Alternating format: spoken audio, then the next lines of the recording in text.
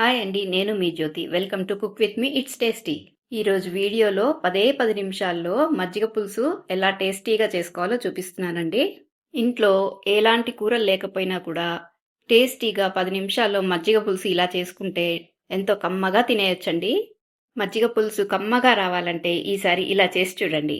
మీరు కూడా తయారీ విధానాన్ని చూసి ఇలా ట్రై చేయండి. ముందుగా ఒక బౌల్లో 5 టీ స్పూన్ శనగపిండి, 1 టీ స్పూన్ బియ్యం పిండి, 1 టీ స్పూన్ ధనియా పౌడర్, హాఫ్ టీ స్పూన్ జీరా పౌడర్, 1 టీ స్పూన్ కారపొడి, 3/4 టీ స్పూన్ పసుపు, పావు టీ స్పూన్ మెంతిపిండి, పావు టీ స్పూన్ మిరియాల పొడి వేసుకొని బాగా కలపాలి. తర్వాత ఇందులోకి కొద్దిగా వాటర్ వేసుకుంటూ ఉండలు లేకుండా ఫైన్ పేస్ట్ లాగా కలుపుకోవాలి. కొద్దిగా నీళ్లు వేసి కలుపుకుంటే పిండిలో ఉండలు రాకుండా ఉంటాయి. వీడియోలో చూపించిన విధంగా ఇలా కలిపి పక్కనుంచుకోవాలి. ఇప్పుడు ఒక బౌల్ తీసుకొని అందులో నేను 2.5 కప్స్ పెరుగు తీసుకుంటున్నానండి. విస్కర్ని కానీ ఒక కవ్వంని కానీ యూజ్ చేసి పెరుగులో ఏమీ ఉండలు లేకుండా స్మూత్గా వచ్చేట్టుగా చిలుక్కొని పెట్టుకోవాలి. ఇప్పుడు స్టవ్ పైన అడుగు మందంగా ఉండే ఒక గిన్నె పెట్టుకొని అందులోకి 2 కప్పుల నీళ్లు వేసుకుంటున్నాను. నీళ్లు కొద్దిగా బాయిల్ అయిన తర్వాత అందులోకి హాఫ్ కప్పు సొరకాయ ముక్కలు, 2 వంకాయల్ని పెద్ద ముక్కలుగా చేసి వేసుకుంటున్నాను. ఒక హాఫ్ కప్పు వరకు ఉల్లిపాయలు, పావు కప్పు క్యారెట్ ముక్కలు, ఇంకా పావు కప్పు బీన్స్ ముక్కలు వేసుకుంటున్నాను. ఇంకా ఒక పెద్ద టొమాటోని చిన్న ముక్కలుగా చేసి వేసుకుంటున్నాను. ఒక హాఫ్ కప్ వరకు ఉంటాయి. తర్వాత 2 పచ్చిమిరపకాయలని చీలికలుగా చేసి వేసుకోవాలి. 4-5 కరివేపాకుల్ని తుంచి వేసుకుంటున్నానండి. ఇవన్నీ ఒకసారి బాగా కలిసేలాగా కిందికి మీదికి కలిపేసి మూత పెట్టుకొని మీడియం ఫ్లేమ్లో కుక్ చేయాలి. మధ్యలో మూత తీసి చూసి కలుపుతూ ఉండాలండి. నీళ్లు సరిపోకపోతే కనుక ఇంకొన్ని నీళ్లు పోసుకొని బాయిల్ చేసుకోవచ్చు. చూశారు కదా, ఇక్కడ ముక్కలన్నీ ఉడికిపోయినాయి. వీడియోలో చూపిస్తున్నాను చూడండి. సొరకాయ ముక్క బాగా ఉడికిపోయింది. ముక్కలు బాగా మెత్తగా ఉడికిపోవాలండి. ఇప్పుడు మనం ముందే తయారు చేసి ఉంచుకున్నాం కదా, ఆ పేస్ట్ అంతా వేసేస్తున్నాను.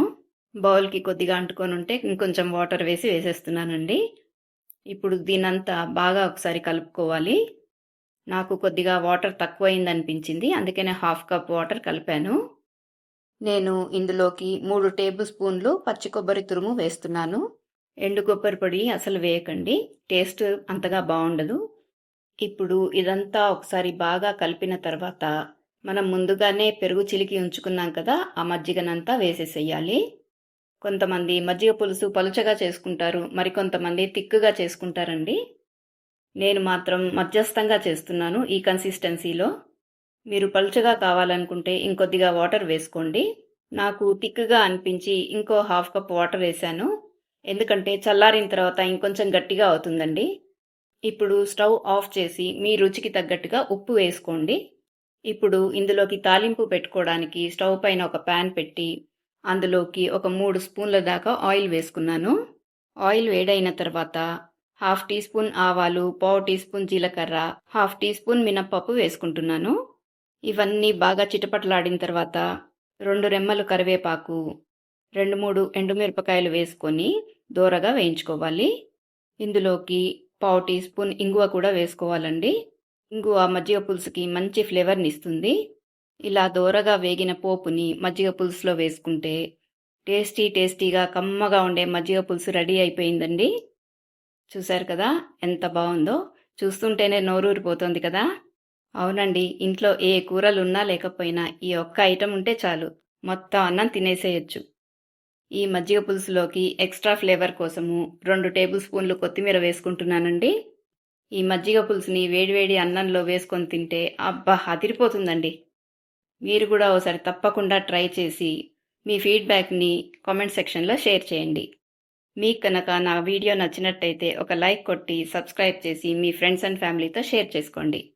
హైప్ చేయడం మాత్రం మర్చిపోకండి. మరో మంచి రెసిపీతో వచ్చే వీడియోలో కలుద్దాం. Thank you for watching.